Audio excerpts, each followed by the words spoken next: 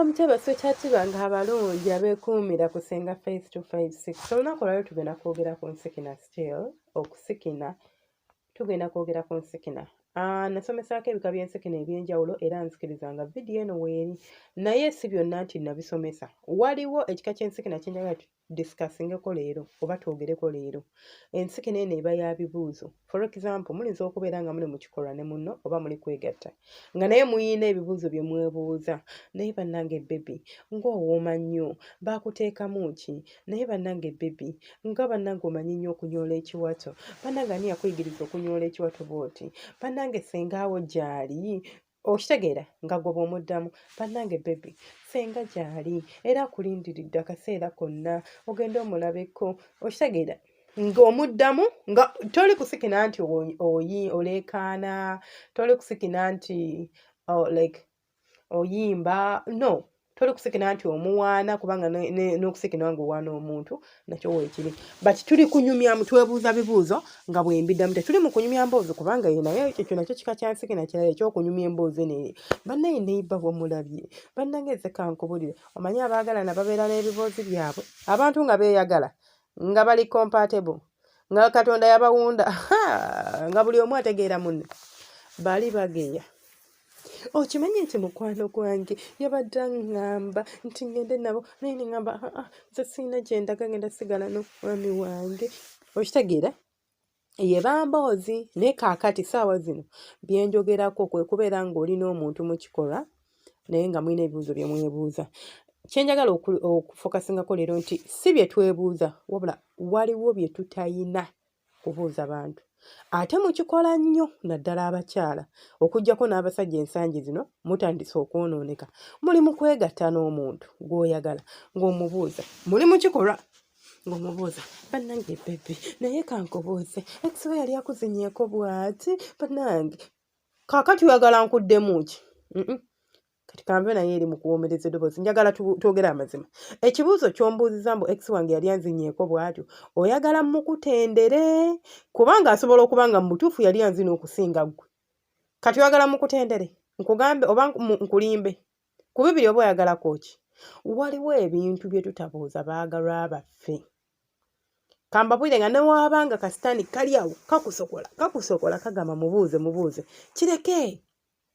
Kubanga kiri tuwe bw'akubuulira amazima ogenda kulumwa. Oluusi n'omukwano gwammwe gwonooneke. Bw'atakubuulira mazima n'asirika n'akulimba nti gwe abasinga naye ng'akulimbye. Era aba akulimbye si bwe guli? Deep down aba akimanyi. Kati gwe oba okyogera ng'oyagala nkuwaane ng'ambe nti kituufu gwe abasinga, nze sifunangayo muntu alinga gwe biki, you know? Oba oyagala nkubuulira amazima nti ekituufu kiri nti oli omusajja muveeko. Omusajja yafunyanga omugongo bw'ati n'asinziira n'enguulira mu bwongo. Ky'oba oyagala nkugambe? Tuyina ebibuuzo. Omusajja nga yesenga, omukazi yambuuza ekibuuzo n'eriiso ne linkanula bwe riti. Buuza ebibuuzo eby'omukwano bingi gyebiri. Ekikupaalapaasa ogenda obuuza omusajja oba mukazi we gwe yali ayagaddeko oba ex we nti yali yaseka enfuli. Kikwatirako oba oyagala kwogera ku nfuli osobola mubuuza baby. Naye banaye tombuuliranga buli bw'obeera ng'oli awo wonna ng'oli wansi eyo nze simanyi nakumanya enfuli ezo zaagala oba twongereko ka sayizi. Naye oba tozaagala tusobola ozireka ne zibeera nga zidda emabega mpola mpola. Okitegeera baby? Ebyo byebiri musobola obyogerako. Lwaki ogenda n'ogamba omuntu ng'omubuuza nti nno oba ex yalina enfuli? Abaana gye bali abalina ebigaaga nga gw'olina oba wabusika bonna busongovu bulinga miguwa. Kakati n'alyoka kati oyagala akugambe kati singa akeera ku makya n'agamba nti naye amazima nze kankubuulire munnange omwana oli yali yaseka ekigaaga bannange nga kinene. Owulira otya? Owulira bulungi? Of course togenda kuwulira bulungi, ogenda wulira bubi. Ogenda wulira ng'omuntu oba gwe baliddemu olukwe, ogenda wulira ng'akyalobooza ku ex we naye nga gwe abimubuuzizza. So lwaki teweewala okubuuza ebiri unnecessary? Tubuuze ebyo ebijja mu mboozi, ebijja mu situation gye tulimu. Tuli mu kaseera ka ssanyu obuuza njagala kumanya ex w'oyo banna ex afuuse ex mu mboozi yammwe. Baby, waliwo omuntu yali akunyenyereza ku kiwato nga nze. Baby, onyumirwa engeri gye nnyenyaamu ekiwato? Omanyi baby, simanyi nnyo nange, kale mbiyiga buyizi, naye oba tobinyumirwa nsobola okubeera nga nkola ki?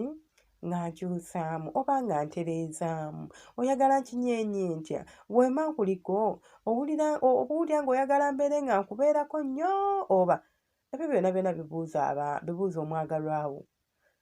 Naye tomubuuza bintu bigenda muleetera kuggwaamu maanyi, bintu bigenda muleetera kubeera nga ali uncomfortable. Kati akugambe ki? Ddala akugambe ki bw'obeera ggwe omuntu ng'oyo omuddamu ki? Omuntu omuteeka mu predicament nga mu butuufu talina ansa ku kibuuzo ky'omubuuzizza, naye ng'okimubuuzizza ng'ate oyagala ansa. Kati oba oyagala omuntu oyo akuddemu ki? Twogere amazima, oba oyagala akuddemu ki? Bw'obeera nga yeggwe oba ogenda kunziramu ki? Of course tewali, kubanga n'ekituufu kiri nti oba tolina ansa yaakyo, kubanga bw'ogiŋŋamba eba egenda kunnumya ate nga toyagala kukola ki? Kubeera ng'onnumya. So twebeereremu, tuyina ebibuuzo bye tutalina kubuuza bantu. Olaba ne mba temuli mu kikolwa kya mukwano, nga muli awo muli mu biseera byammwe eby'eddembe. Yes, you have a right okumanya ex we kiki ekyaba kyankalanya. So it gives you also a chance obutayonoona relationship yeeno. Okitegeera? Naye munnange omukyalo oli kuba naye nkimanyi wali omwagala nganzi oba bw'onjagala oba oluusi wali omwagala n'okusingawo bw'onjagala whatever, naye nga wali omwagala. Kiki ekyabaviirako okwawukana? Omuntu bw'akubuuza ekibuuzo ekyo ebiseera ebisinga aba ayagala insight, kumanya ngeri gy'agenda kandolingamu situation gy'alimu, embeera obutamwonoonekera naye ng'oli bwe yakola ki? Bwe yamwonoonekera. Naye bibuuze ng'obibuuza mu kaseera akatuufu. Abantu balina dark history. Abantu balina ebintu nga tebaagala byogerako, nga ne bw'abyogerako bakyahealing. In fact, not healing from the relationship, but healing from what happened in that particular relationship. Kati agezaako okulaba nti akigumiikiriza ate gwe omubuuza ate nga n'ekiseera ky'omubuulizaamu kifu. Funa akaseera akatuufu. When is the right time? Osobola okuŋŋamba today tugenda kwogera. Nze omanyi nze nnyumira nnyo omuntu n'antegeka.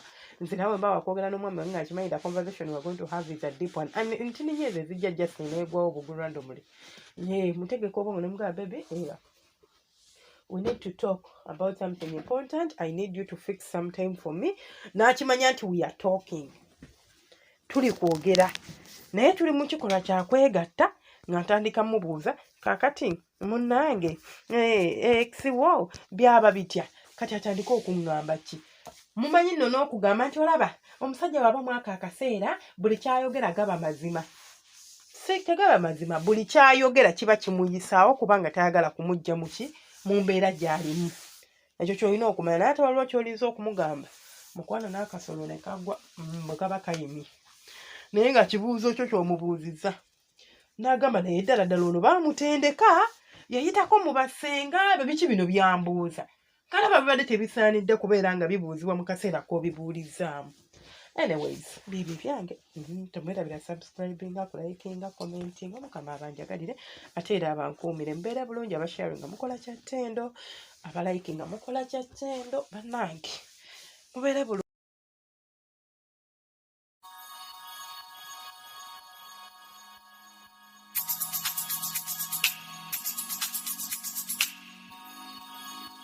Yeah.